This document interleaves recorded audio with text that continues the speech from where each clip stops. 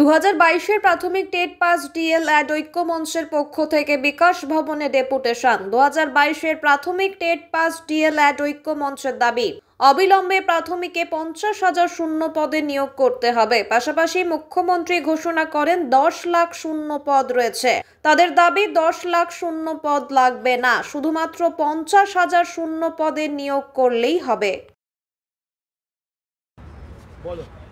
আমরা গত দুটো বছর উত্তীর্ণ হয়ে 2022 প্রাথমিক টেট উত্তীর্ণরা দুয়ারে দুয়ারে, কখনো নবান্ন অভিযান, কখনো বিকাশ ভবন অভিযান, কখনো এপিসি ভবন অভিযান, কখনো কালীঘাট অভিযান, শুধুমাত্র একটাই কারণ, মুখ্যমন্ত্রীর দৃষ্টি আকর্ষণ। মুখ্যমন্ত্রীর দৃষ্টি আকর্ষণের জন্য যে আমরা জানেন 26 তারিখে যে ঐতিহাসিক মিছিল আমরা শিয়ালদা টু ধর্মতলা করে দেখালাম।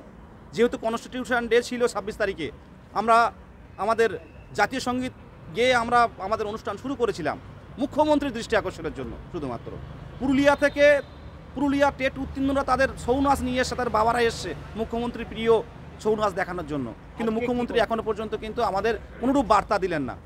আজকে আমরা 2022 প্রাথমিক টেট উত্তীর্ণরা প্রশাসনের সাথে সহযোগিতা করে আমরা একটা ডেপুটেশন কর্মসূচি করতে এসেছি। তো সেই জায়গায় আমরা এসেছি, মুখ্যমন্ত্রী যে 10 লক্ষ শূন্যপদের ঘোষণা, আমরা চাই প্রাথমিকে অন্তত 50,000 শূন্যপদ দিয়ে আমাদের অন্তত ইন্টারভিউ নোটিশটুকু চালু করুন। বিদেশ গাজী 2022 প্রাথমিক টেট উত্তীর্ণ।